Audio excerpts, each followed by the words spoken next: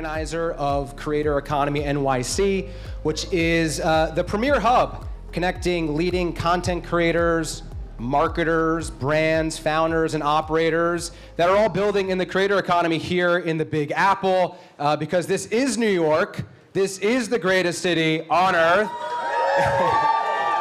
And there is a lot of amazing stuff being built here, especially in this rapidly growing industry. And of course, if you are from outside of New York and you are here, we are glad. We got Detroit, I know we got LA in the house, but we are grateful to have you guys. And New York is quintessential everywhere to culture, so there's a lot of great stuff going on here. Before we dive in, I do want to give a couple of shout outs. First and foremost, I want to give a shout out to our title partner for this event, Teachable. If you've been to some of our events before, you have seen Teachable, you have heard of Teachable. They have been an unbelievable supporter of our community, and we are grateful for the support in enabling us to come together and do things like this. But beyond helping us come together, they have an amazing platform that is helping creators take themselves to the next level and actually turn themselves into businesses to monetize their skills, to monetize their knowledge, and to monetize their passion, which we'll dive into, from digital products, courses, communities, all of that good stuff. And so we are so grateful for their partnership. Let's give another round of applause for Teachable. And I also want to give a shout out to our other supporting partners, Notion and Sifsy. Notion, I feel like a lot of people here should know, but they are a platform, a productivity platform that really enables creators, founders, brands, anyone to create kind of their own hub, their own personal area to draft their content, to keep track of things. I use it personally for Creator Economy NYC to keep tabs on potential sponsors, to keep tabs on content and all that stuff. And I think we have Danielle from Notion is here in the back. She helps lead their influencer initiatives, and they are absolutely crushing it. So just want to give a massive round of applause for Notion and all that they do for the creator space.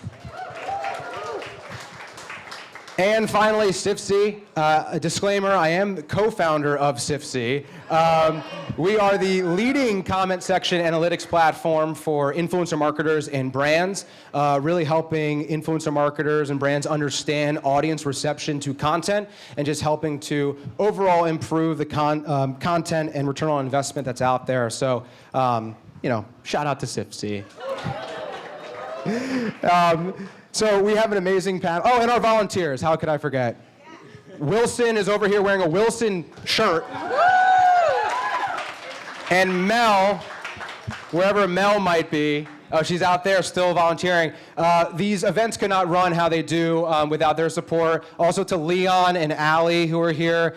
They are all super helpful, and it really does take a village to put these on. So another round of applause for all of them. We like to clap. We like to clap. All right, panel logistics. We're going to chat for maybe around 30, 35 minutes or so. We'll see where we go, and then we'll open it up for Q&A, which should be great. And just some really quick fun facts. I actually met Dara at the first unofficial Creator Economy meetup that I hosted a while back. I don't know if anyone here was there. Maybe. Oh, Tiffany Kelly. You were there. I met you there, which is great. And so just come full circle. So Dara, it's great to have you. Brandon, I actually met at an event in January with Notion. And it turns out we now work together at Kickstarter. So shout out to Kickstarter. So again, full circle. And Olivia, we met this year through Teachable. And I know you're LA based, but we welcome you to the city, which is very exciting.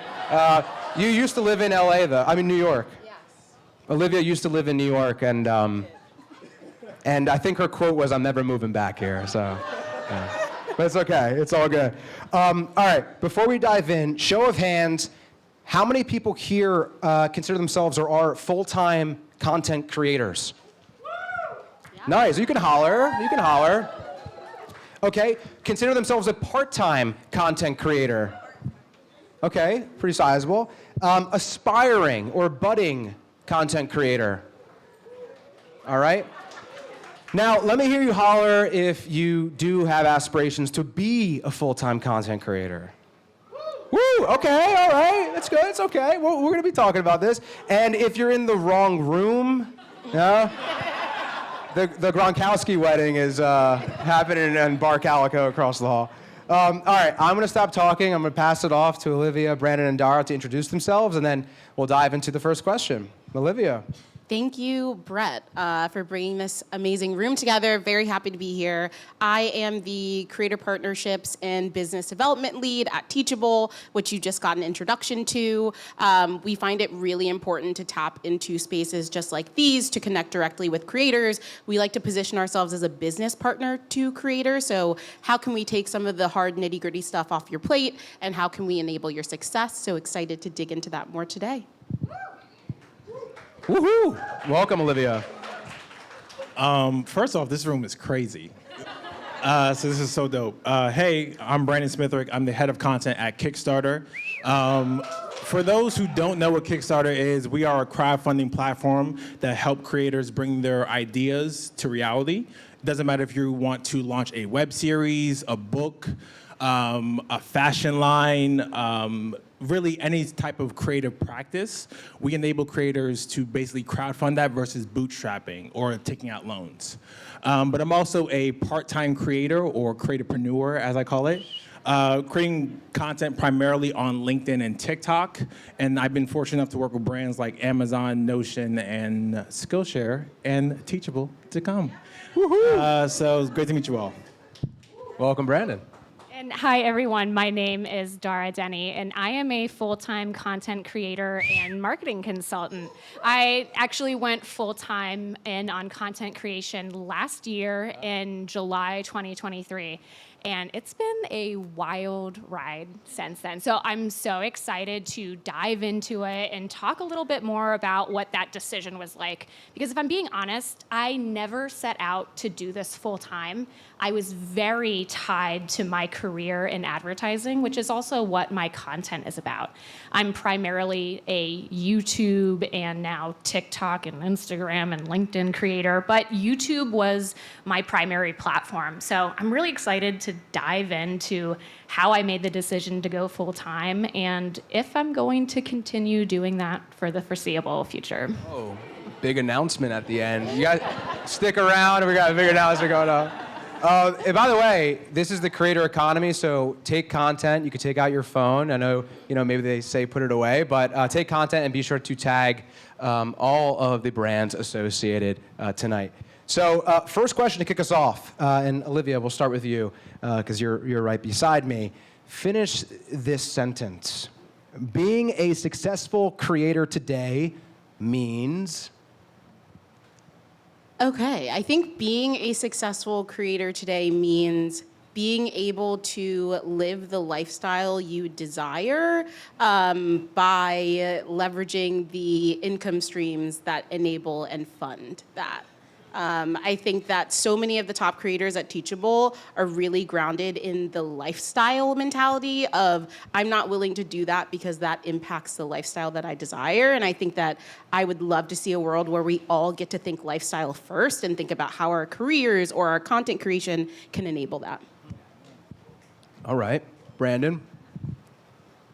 I would say it's about being fulfilled with carving your own path and building your own brand. The primary reason why I became a creator wasn't to actually go into content creation, but it was to build my personal brand. And by doing that, I leveraged content and being a creator to build that. But I do think having that ownership and autonomy of kind of your brand presence was a big thing for me.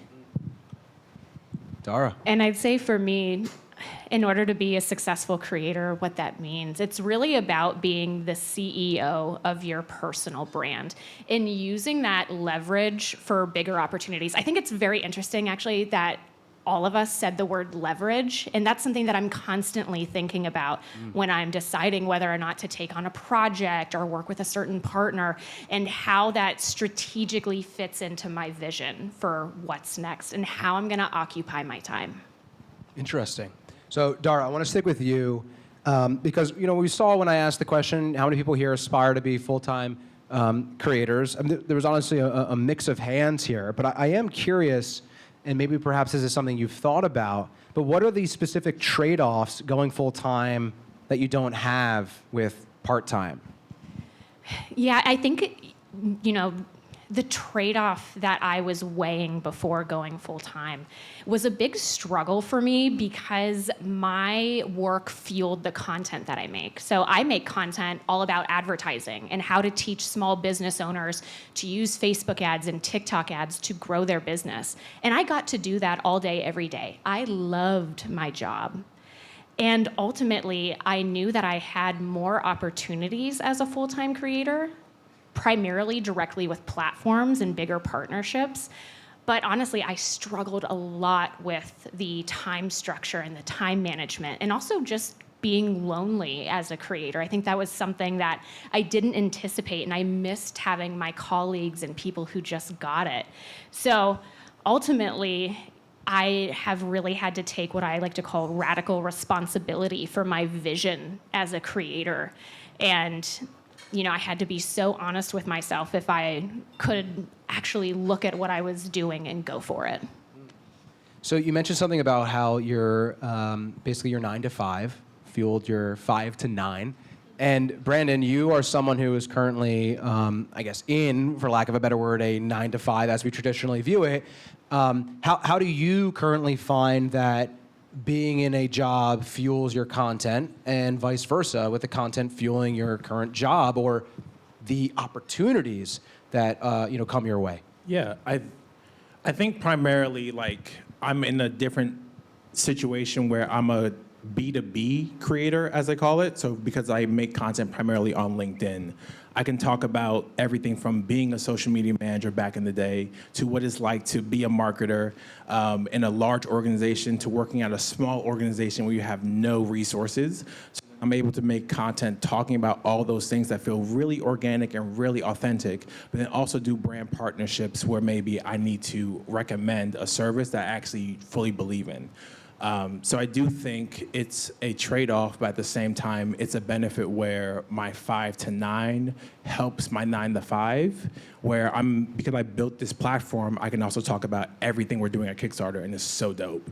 But I'm also able to say, hey, I'm head of content at Kickstarter, and then partner with other brands that kind of align with that enterprise brand level, for lack of a better term, and then do opportunities with them. Right. Because I've always found that, if you do, there's a lot of software engineers who I find are also creating content.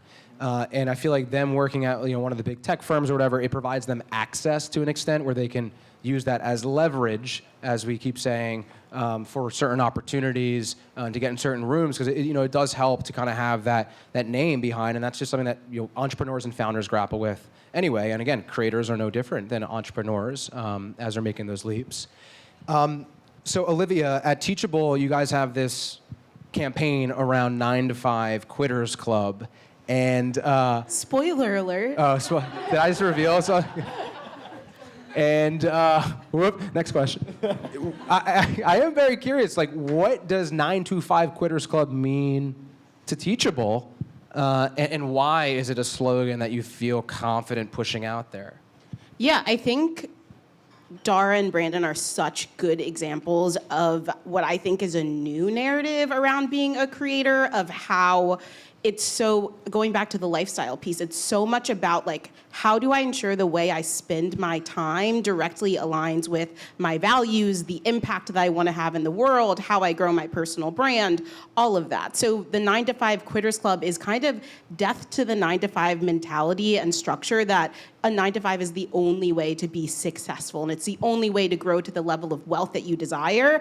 I actually think that there's much more of a lack of stability in the 9 to 5 space than we've ever seen before. And so it's almost now a requirement to make sure for security that you have another bag coming your way and you've diversified your income streams. And I think it's thinking broader than just 9 to 5 is the only way to do it. I think you can get really creative, and we want to inspire that creativity through this. I really love that. So you talk about security. how today, because a lot of folks in here who are creating content part-time or maybe are perhaps on the edge of creating content, how has building your guys' personal brand maybe served as a form of like career insurance to an extent? If Dara, you want to maybe kick that one off potentially. Yeah, actually, the whole reason why I started making content in the first place was because I had a theory that I could career hack in a way. You know, just 4 years ago, I was an entry-level media buyer at an advertising agency, making about 65 grand a year.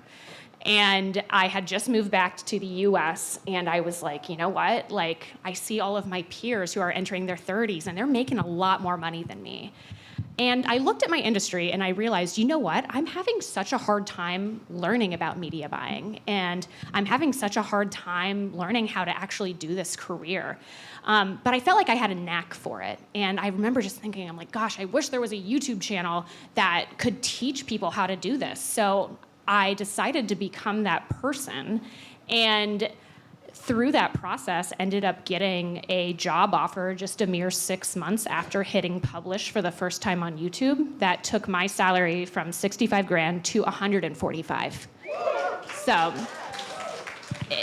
after that, and after I saw the initial traction, I was like, wow, like, just by the whole act of putting my POV out there, which, by the way, like, my perspective on advertising is not always the right one. It's not always the one that there's a general consensus and everyone agrees with. But people tend to respect that if you just put your POV out there. And I saw very early on that I was getting positive reinforcement and feedback that it was going to pay in dividends for my career, regardless of what I wanted to do with my career. For me, it started, I had like this epiphany also in college, like this realization. I was at graduation, and I saw the entire room, and I was like, all right, we're all entering the job market at the same time. It's about to be crazy. Like, essentially, we're going after the same positions, and I went to school primarily for fashion. So at that time, we're all actually going after the same companies. We're going after the Calvin Kleins, the Tommy Hilfigers, like all the brands in New York. And even though these are your peers, it kind of felt like this is your competition. And I kind of looked at, all right, what's my differentiating factor? Like, what's going to make me stand out? And that's when I kind of invested in my personal brand. I would talk about my thoughts. I would talk about my opinions in this place. And I think once you see the benefits of investing in your personal brand, you never turn back. And I've made content about this, so I'm comfortable talking about it, but I've always felt like applying for a job via a job portal is the most ineffective way to get a job. Yes. Because you are 1 in 10,000. If you are lucky if your resume just comes across whoever that recruiter is desk, even though there's so many qualified applicants within that job portal. So my hypothesis also was, I'm going to go to LinkedIn, I'm going to create content, because all the decision makers are on LinkedIn. And if I talk about social media, I might pop up on the feed of a CMO, a content manager, a social media manager, and they're like, you know what, we were just talking about that the other day, and this person's talking about it. And I kind of had that idea, and just by keep posting content, keep talking about, this was years ago, Instagram just launched stories. Here's how I would use it if I was a brand. Like, I just started making all that content, and then Ralph Lauren reached out to me for a job. And then Squarespace reached out to me for a job. So all the jobs I've been fortunate to work at, I've actually never applied for. They've all reached out to me because of LinkedIn. So like the one kind of hack I give people is like, post on LinkedIn, because your goal is to get the bag, is to get the job. And if you want to be a part-time creator, but you still want that corporate stability, even though stability feels a little bit shaky nowadays, I'll be honest with you, it's just really important to kind of hack the system and figure out, cool, this is where everyone's getting the jobs, so let me just cut the line and go here. I love that. That's awesome to hear. And if you've been to past panels before, we have certainly heard that posting on LinkedIn is like the underrated place to be at the moment. And maybe my final question will come back to that all in all. But I want to get tactical while we're up here and talk about kind of the path to $0 to $1, which I'm sure a lot of people are curious about. Olivia, I want to ask you on your end, from your experience working with creators and your observations in the space, what do you think is the most accessible, entrance way for creators to start making that first dollar? Brand partnerships, affiliate, and maybe it's not that route. Yeah, I think one of the harder things about being a creator today is you are being pushed so many different ways to monetize, right? It's just like, okay, I only have a limited amount of time. Where should I invest? And I think what you should be thinking about is what is going to enable my longevity in this space. And I think there are trade-offs, right? I think brand deals are very, very attractive because it's a lump sum of money for some content that you create. But I think that if you want to set yourself up for long-term success, it's how are you making sure you have income streams that are inside of your control? And I do think there needs to be a conversation about getting comfortable with monetizing your audience earlier on. And I think both Brandon and Dar are examples of how you can leverage your knowledge and your expertise to be able to do that.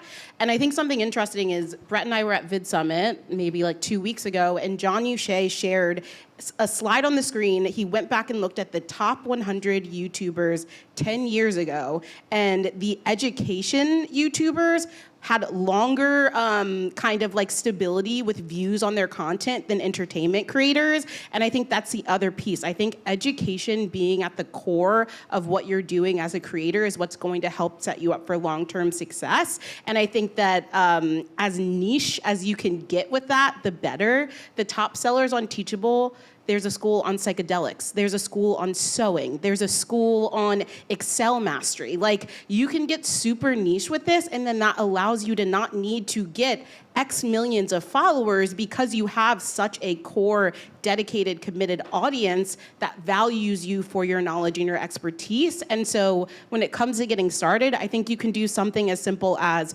one-on-one coaching calls or digital downloads or a workshop. And then once you validate some of that content, you can turn that into a course. And I think Dara can kind of speak to what she's been able to do on Teachable. But I think to get started, I think, again, the brand deals are great, not telling you not to do brand deals, but I am saying start to create some of your own IP that you can leverage for the long term.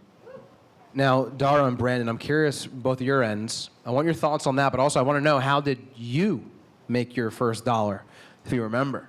Yeah, so 4 years ago when I started YouTube, I actually had this very audacious plan when I first launched on YouTube. I actually posted one video every single day for 30 days because I was so terrified about launching one video every week and someone going back to my YouTube channel and seeing, oh, wow, there's like nothing here.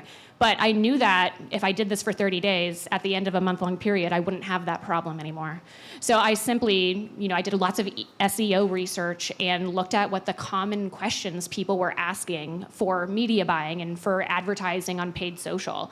And I remember within the first 2 weeks of this strategy, of this experiment, I actually had someone reach out to me and say, hey, I need you to take a look at my Facebook ads account. I'm willing to pay. I just want, an hour of your time.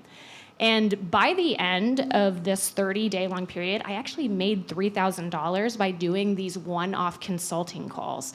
And it was because I was educating my audience, again, on my POV on paid social.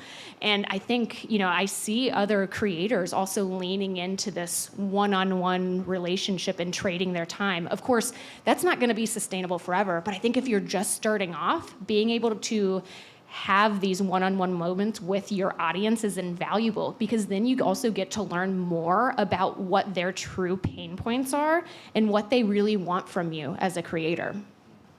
Love that.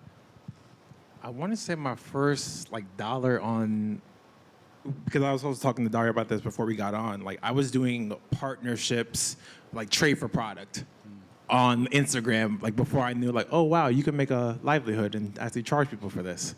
But when it came to LinkedIn, I gotta be honest, a friend convinced me to do it. She's like, just start posting on LinkedIn. You will make money by doing this. And I was very reluctant, probably people in the audience being like, what is a LinkedIn creator?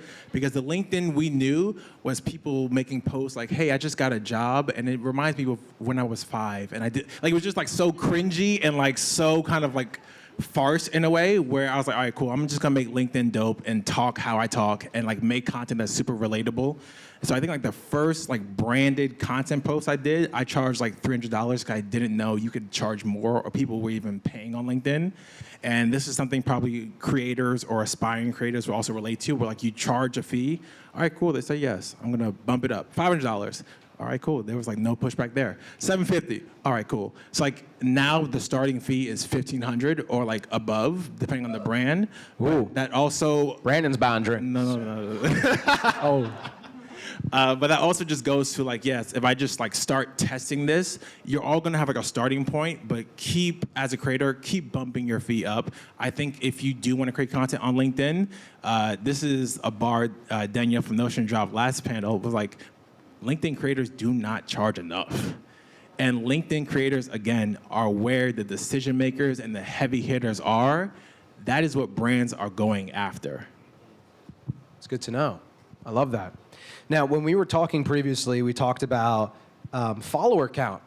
And you know, a big metric that I feel like everyone follows as a creator or even as a marketer and a brand when you're looking to partner with creators is follower count. But we kind of agree that like follower count doesn't really matter as much. Now, there may have been some disagreement there, but Olivia, you specifically pointed on this. So I'm curious, why does follower count nowadays not matter as much? And what other metrics should creators and even marketers be paying attention to? Yeah, I think the playbook is different, right? I think if you were to talk to a YouTube creator who got popular 5-7 years ago, the game and the algorithms are different. Like, you're not gonna be able to do the same things they did and see success, but I also think you have more access to opportunities for success than they had, right? Like, there are new things that you can monetize that YouTubers back in the day, it wasn't available to them. So I think we're at a moment where if these people are up here telling you LinkedIn is the game, like, get into it, start thinking about that, because Brandon, how long have you been a creator? How long have you been in the space? 2 years, 3 years? Exactly. Like, this is a playbook that can still work today and isn't oversaturated. And I think at the end of the day, people want engagement. When a brand works with you, they want people to click the link, right? So it doesn't matter if you have 1 million followers, and if you can only get 10 people to click a link, that's not valuable to the brand that you're trying to work with. So I think that connection that you have to your audience is so important. And I remember when I got to Teachable, I looked at some of our top creators and they didn't have millions upon millions of creators, but you know what they did have? Millions of dollars in revenue. And so I was like, I want to understand why that is. And it goes back to that piece that I said about niche. They were able to create a highly engaged audience around this niche, and that's what's driving their revenue for them. So I would say start to shift away from the playbook of the past and start looking at what's working today. One thing I want to add is when you think about followers as a metric, you're primarily thinking about how many people I will reach. That means I'm posting on my channels. And I'm not going to assume that everyone is able to create content on LinkedIn, even though I see beauty creators doing it, so like it is category agnostic. You can also be a UGC creator and make commas. Like, there's people who are like, cool, I'm just gonna make content for you to post or run as a Spark ad or run as a... Make commas? Make commas. That was iconic. Yeah, I think that's a big take. We want to make commas in the creator economy. But essentially, like, yeah, I'm not gonna post this on my channel, but I will make the content for you, be a content creator for your brand, and I can still charge you commas for that post.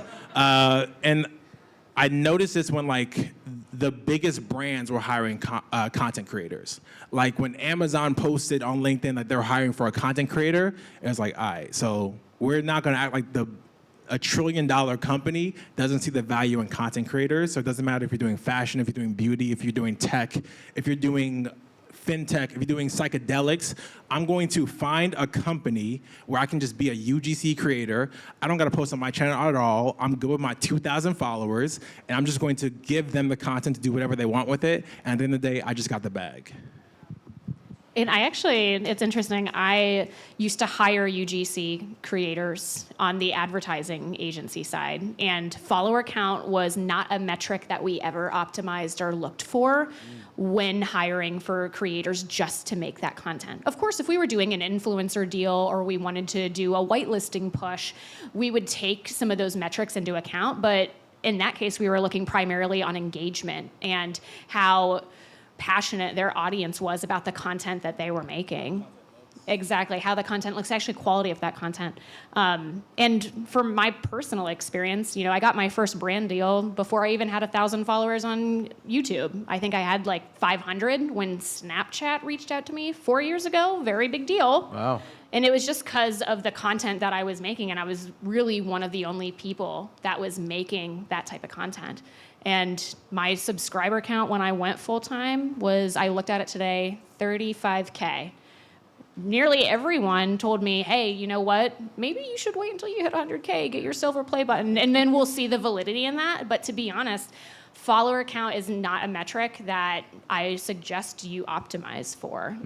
You can make a great living without those big numbers, and even without some of those big view numbers too. I've never had a viral video, and I think even my most popular videos on YouTube, I haven't had one hit over 100K, but I'm still doing this. I still have people reaching out to me. I'm still making that content, and I show up for my people every single week.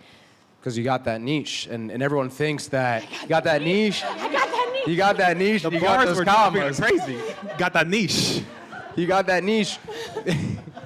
Because I think a lot of people look at Mr. Beast as YouTube, Mr. Beast, and it's like, well, he's striving for something different than you are. And realistically, we're talking about something that's more accessible, more realistic. And when we're talking about these income streams that are allowing creators to go pro, it's like when the title of a movie is mentioned. We talked about the one-on-one calls, which I thought was interesting. I actually haven't heard that one too much, like the consulting aspect. We, of course, talked about brand partnerships, affiliates. What else are some of these sustainable income streams that creators in the rooms or managers, that are working with creators can begin to think about, to enable them to take that more sustainable approach? Olivia? Thank you. On Teachable alone, you have a bunch of different options. We actually have a coaching product, so if coaching is the route that you want to do, we help kind of handle the nitty-gritty functional pieces of that. You can also do one-off courses if that's something that you're interested in. We also offer membership, so if you want to go that recurring revenue route. We also have a payment product that allows you to leverage affiliates on your behalf as well. So let's say you build a course and then you want to get it out there, and you have friends in the area that you're trying to connect. You can help leverage your friends to get your word out there. So there are a bunch of different ways to approach it on Teachable alone. But like I said before, you guys are getting approached so much with so many different monetization opportunities. So I think it always stems back to what is going to help you align with the value that you want to put out there in the world and enable the lifestyle that you want to create. Do you want to be on coaching calls all day, every day? Or do you want to do live group calls? Or do you want to just do email launches? It's really looking internally at how you want to spend your time. I also don't want to forget digital downloads, or digital products, I should say. I've sold Notion templates, and people make bank from that. Commas. You can make commas.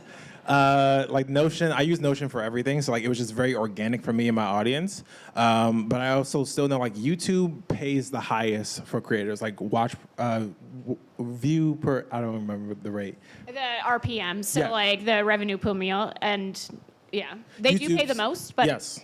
it's still the least amount of my pie. It's the smallest percentage point. So. And I think if you're a creator, you want to launch a newsletter. Cool, I'm going to launch this free newsletter. I may have a paid subscriber tier, but then I can also have sponsors on that newsletter, and then that's how I'll be able to monetize. So I like to tell creators, think about these different pipelines. If affiliate marketing is your thing, cool. Make sure that in your link in bio or everything you're doing, you're also pushing your affiliate products. TikTok Shop. people are buying on TikTok. And I saw some numbers, and I'm saying, should I make another TikTok?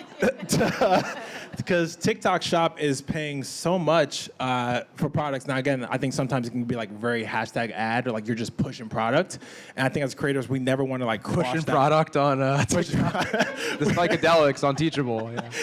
We never want to like cross that threshold where you just feel like, all right, this is so inauthentic, or I'm over-indexing in branded sponsorships, where I think it's something that all creators should just really consider. The bulk of your content should be organic, and all your organic content will drive all those brand deals or sponsorships or affiliates or digital downloads. Nice.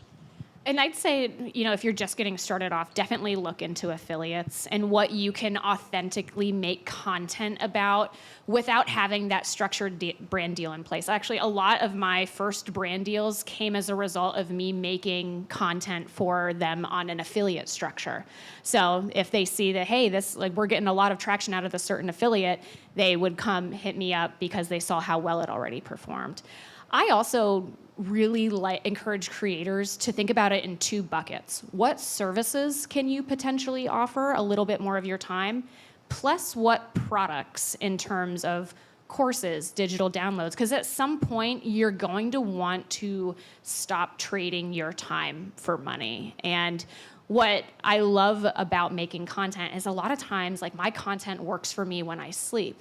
And same on the digital downloads aspect. That is generating revenue all the time, and I only had to make it once.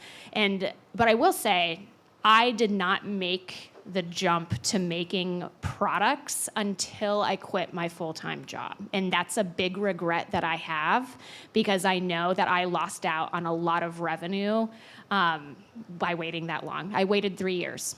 Why did you wait? I think that I wanted to blame a few things, right? I wanted to blame time. I wanted to blame my full-time job. I also honestly had a bit of a stigma against online courses and against digital products. They gave me the ick, and I really prided myself when I first started my content. I'm like, I am the career advertiser. I'm not I'm not a scammy drop shipper. Sorry if you do drop shipping, but I really wanted to show people like the career aspect into it. And when I really struggled with that about making courses until I, did about 200 consulting calls, and every single one would tell me, you need to make a course. And I was also answering the same questions over and over and over again. And I realized, you know what? I think I'm just going to try it. Let's try this great experiment again. And it paid off in more ways than I can count. I'm so glad that I did it. Oh, that's awesome. Courses turned to commas. That is the new 9 to 5 quitters club. We're throwing it away. We're jumping on the Courses to commas, and then you gotta, make the future song, the theme song. Oh, is your mic not working? Yeah, Oh, no. okay. All right, I want to give the audience a chance to have some questions. I just one question to keep it succinct, but what is one tactical thing that creators of all sizes should be doing right now, that they should leave tomorrow and start doing, that they aren't doing enough of? If you want to kick us off. Yeah, I would say if you do not have a function to capture emails from your audience today, do it tomorrow. And you can do that through a free digital download offer that you give to your audience. But starting early on that is going to be so critical, or even a newsletter, whatever it is, but have something where you're capturing emails from your audience. I definitely double down on start early. There's a quote that changed my life earlier this year. You don't need to be good to start, but you got to start to be good. And a lot of us wait until we feel like, oh, I want my content to be on this level. I want my post to be on this level. I want the video editing to be on this level. But every creator will tell you they first post, they look back on it and be like, that was trash. And you're always going to have that experience. Don't wait until you feel prepared to step in. But another tip I would give creators is just start.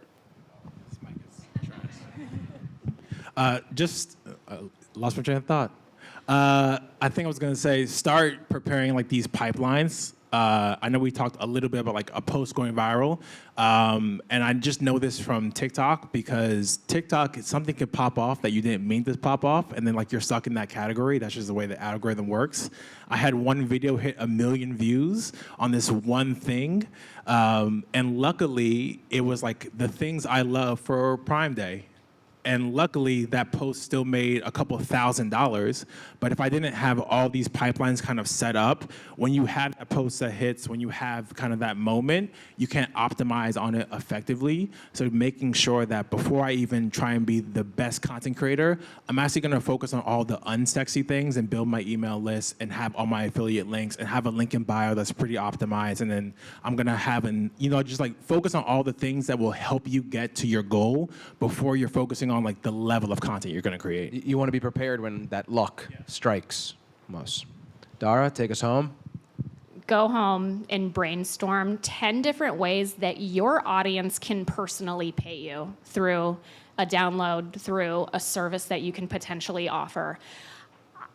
The way that I had to change my mind when it came to offering a product to sell to my customers is that it's actually a deeper way for them to connect with you. You know, you're either taking your content up a notch for them, you're giving something away that maybe you've held back before.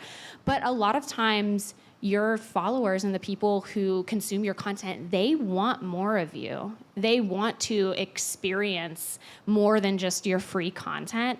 And I think it's amazing too, like the mindset has shifted. People want to give you their money if they're finding value in your content.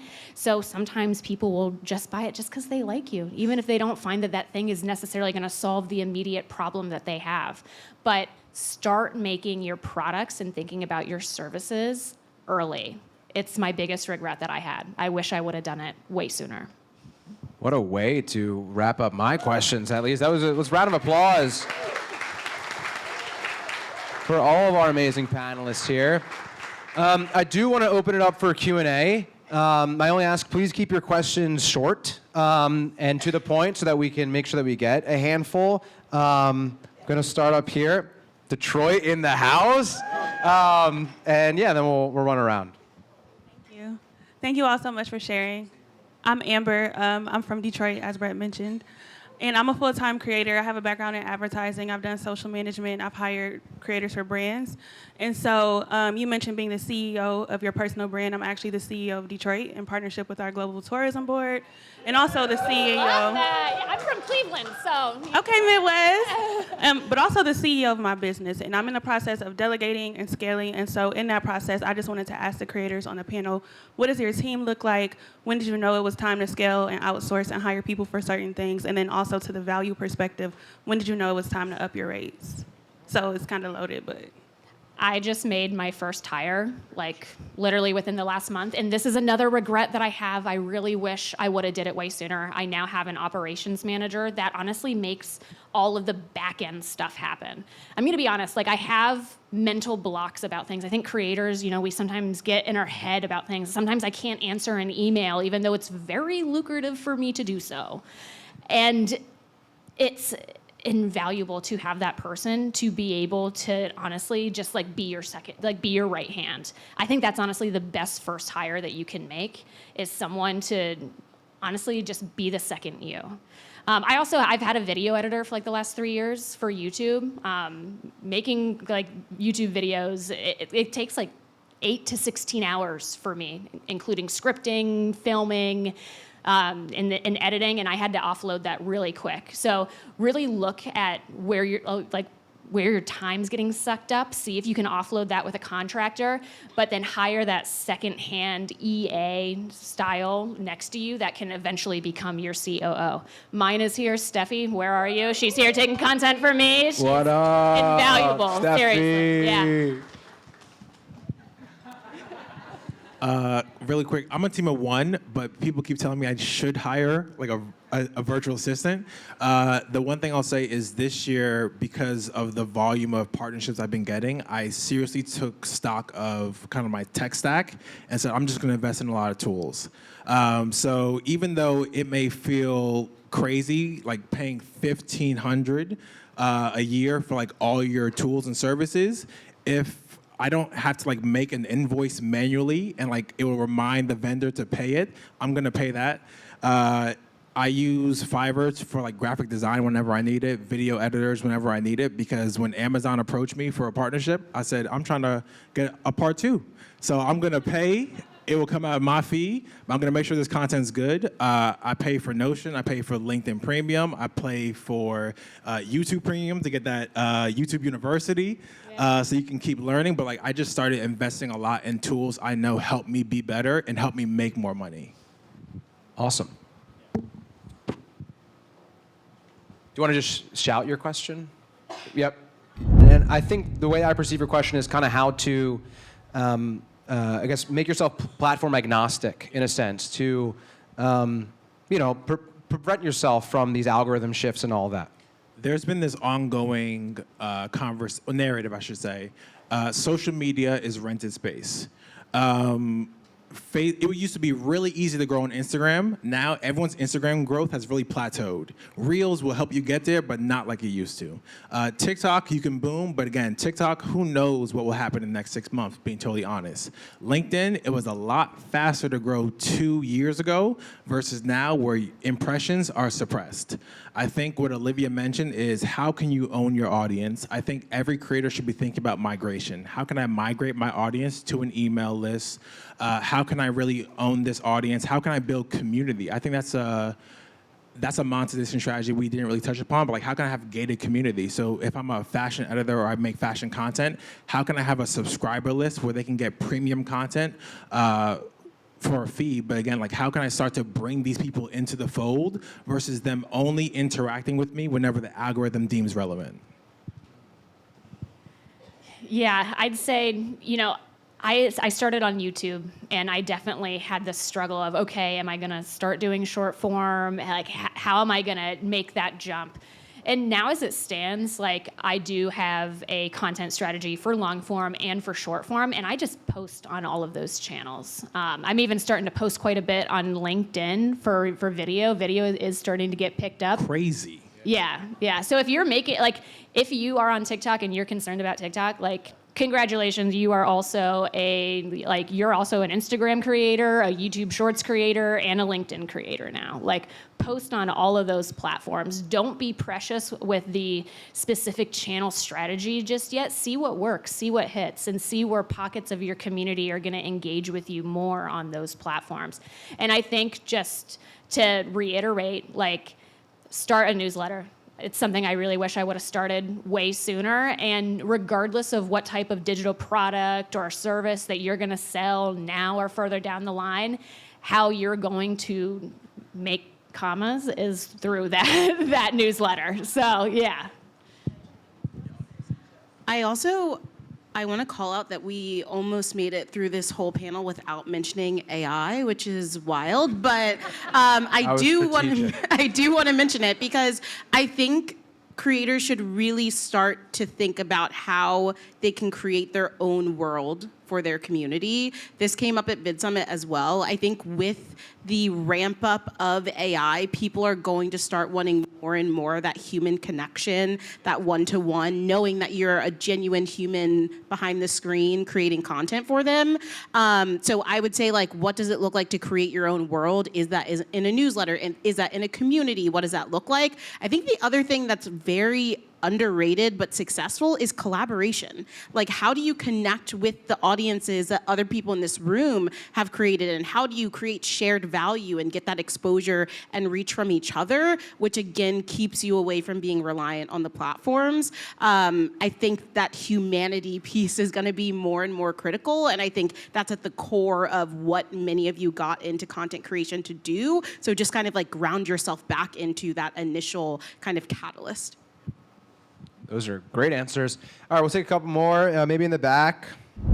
So Evan, right, an aspiring creator, and he has a question about, one, I guess it's overcoming the mindset of like, well, you're creating in front of like your coworkers, high school friends. This is the worst aspect of LinkedIn. Every once in a while, someone from high school will like my post. I'm like, no, I'm not like, You're not supposed to see this. This is like new. And he asked, should you create from a personal account, or is it worthwhile to create somewhat of a anonymous account to an extent, right? Like a persona. In my case, I want to have the newsletter have a specific name, and then everything else, like my Instagram, YouTube, all of those would be under my own name. But it's like managing the mindset of my manager is going to see this. So how do I have that conversation, or how do I? No, that's a totally valid question, and apologies because I don't think we really got into that. I'll start with the second question. People want to connect with creators more than brands. So I do think it is valuable for your brand to have an ownable presence online, because people will search for your brand, but people do connect and engage more with creators. So people do want to know, I'm not just investing or connecting with Creator Economy. I love Brett. He's so dope. So I'm gonna follow him, right? It kind of is a handshake. Yeah, it benefits both. To your first question in terms of creating in front of colleagues, I hear you there also. Because I've been at some organizations where it was easier than others, totally transparent. I think now within my career, I'm coming in with this already built up audience, so they're aware. But again, there are colleagues who are like, wow, how do you do this and do your job? And that is something you have to balance. For me personally, You must not be working if you're posting midday. It's like legit. Wow, that's the questions you get. I've been very transparent and even make posts about it. Every post you see from me is scheduled. I don't hide that. Hey, every Saturday or Wednesday night, I will sit down and create content and schedule that out. And that's how I'm able to sustain the volume of posts and keep my personal brand up whilst doing my job. And there are some moments where hey, my personal brand and content creation needs to take a back seat because I'm not trying to lose my job. In May, I totally burnt out. I was like, hey, I can't write about anything because I'm not inspired. I got nothing to talk about. So I took a step back from content creation and just focused on my job because I also want to be a good leader and I want to be a good example of the company. And I think that if you want to be a part-time creator, you kind of have to go in knowing hey, I'm balancing two things. It's not going to be easy. The last thing I'll say is just give yourself kind of grace in that area because you do want to build your personal brand. And again, your personal brand future-proofs you. So yes, right now it's for this company, but in the long run, it's going to be beneficial for you. That's great. I'll say too that when I first started making content, I actually had a conversation with one of my managers about it because I was making these YouTube videos. It was 2 weeks into my experiment, and I decided to during one of our one-on-ones, I was like, hey, I'm starting this, and it was a chance for me to really state my intentions with it, right? And I think going back to explaining I'm not doing this during working hours. I think it's really important to get ahead of that conversation before someone tracks you down asking if that's happening. So if you can take initiative and be the person to start that conversation and explain why you're doing it, your managers, as someone who's managed hundreds of people now, they're going to understand why you're doing it. And I've had that conversation as someone managing someone who is going to be making content, and I'm like, yeah, go get it. I probably understand it more than the average person because I've also done it, but I really think that this is kind of actually a part of now working for a company and an organization. This is the new world, and brands and businesses do understand that people have this desire, and they want it too, because again, the people want to interact with creators and people, not the businesses. There's also a trade-off where the content you make is also a representation of the company you work for, and that's something you also have to be mindful of. And I'm not gonna say I've been perfect at this because I used to I think everything is content. I'll have a conversation and be like, that's a post. And I would have conversations and then I would make posts here's 5 things business leaders are doing wrong. And sometimes people at work think, was that about me? No, right? So I think I've also had to learn all right, cool. I need to be mindful of the content I'm posting doesn't reflect bad on the job I work for. I've had that same thing happen. Oh yeah. So When Brandon and I have a meeting at Kickstarter, and he conveniently posts after about coworker issues, We actually hosted a panel back in March, and Tim Chiazzano, who's a New York City creator, if you guys know Tim, he for a while before he jumped in the full-time ring this summer, he was creating a lot of his like day in the life content, corporate content, and there was a bit of like contentiousness about like what he could or could not post. Like so, like if you had a rough meeting, it was like I probably shouldn't. I want to be vulnerable with my audience and talk about this meeting, but then like. I maybe want to remain respectful of the colleague in the room who's going to end up, coming and saying that. So at the end of the day, you can ultimately create, characters and just use examples, things that make it more comfortable for you. That's when your brand posts versus you, and like that's when you do like a meme post to make it like funny versus like you actually saying that post. All right, we'll take two more. Another Detroit native right here. I have a question about time management, content creation, and the lead-in question is: are any of y'all parents? No, and I'm going to be so blunt and vulnerable with you right now. Actually, a big reason why I decided to do content creation full-time now instead of waiting or instead of doing it sooner was because it is my intention to start a family within the next 3 to 5 years. And I felt like it was kind of a now or never time for me. But what's interesting is through meeting other creators, I do see a lot of people juggling having a family and being a content creator. I'm not the right person to talk about it now, but come hit me up in like 3 to 5 years so I can have more to say about it.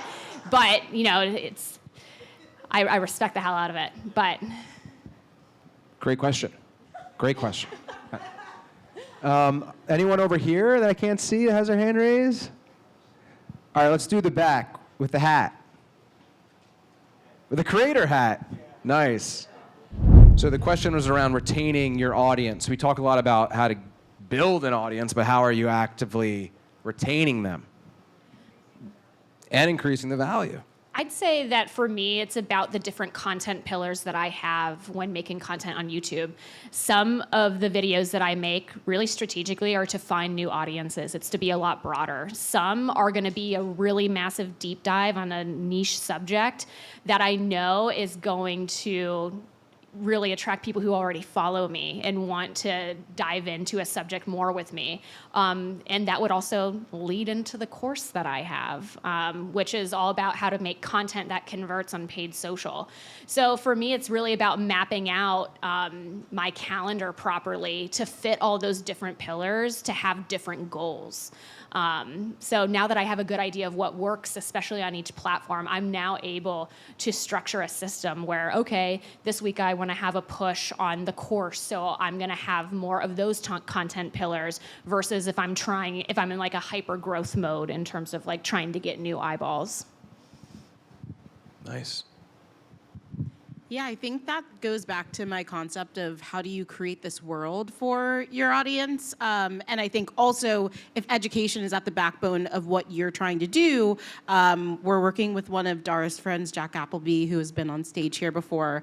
And one of the things about his course is he's like, I know that there are people who subscribe to my newsletter who want to go deeper with me. And I'm just not able to do that in the space of a newsletter. So that's where a course allows me to do that. Or that's where a meetup might allow me to do that, things like that. So I think it's just like, what is the level of depth that you can go into based on the space that you're connecting with that person? And what do you think more they desire from you? Is it more of your time? Is it more of your insights? All of that. And then diversifying how that content shows up per platform that you're connecting with that group. It's great. I've neglected this side if anyone has a question that they'd like to ask. Right here. How are you approaching video on LinkedIn these days? I think this goes back to people have a perception on LinkedIn when at the end of the day, LinkedIn is social media and it's always been social media. People see it as a job and career platform, but LinkedIn is not monster.com. LinkedIn isn't just where I go find a job every 6 months to a year. Like all algorithms, the more you post, the more you'll be seen by your community, the more you'll gain a following. So if you view LinkedIn as that, I think that's the first step. Second step is TikTok has changed the game for video consumption. So now all video doesn't have to be high produced. TikTok has made us want things very quickly. I need a hook. I need visuals. I need to be overstimulated to like keep my retention and like keep my eyes watching this content. So people on LinkedIn who are doing video, and by the way, LinkedIn has a video tab now that they're testing on iOS mobile. They're going to be bringing that to desktop, I heard. So like LinkedIn is very leaned into video right now. The same content you would do on Shorts, the same content you would do on TikTok, the same content you would do on Reels works on LinkedIn.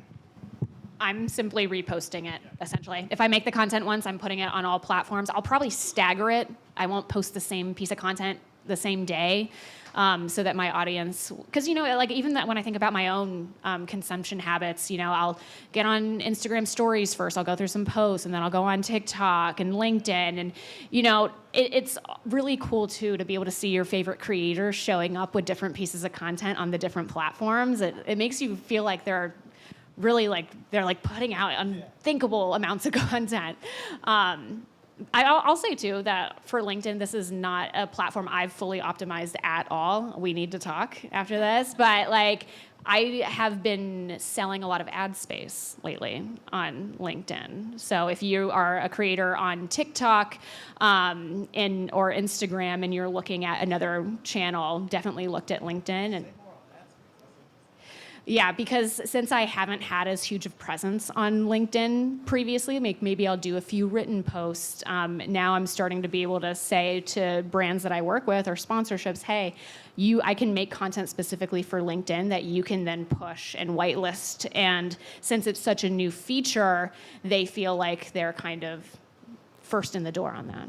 Wow. That just made me think of one other thing in terms of monetization strategy, whitelisting, because that's a whole other fee and a whole other line item in your invoice. Where, hey, to post this, it will be this rate, but if you want to sponsor my post or whitelist this, it will be this much, like every 30 Per days. month. Per month. And then per platform, so that's what I'm Yes. saying. I'm selling that on LinkedIn too. You could double or triple your fee just by the paid users' rights.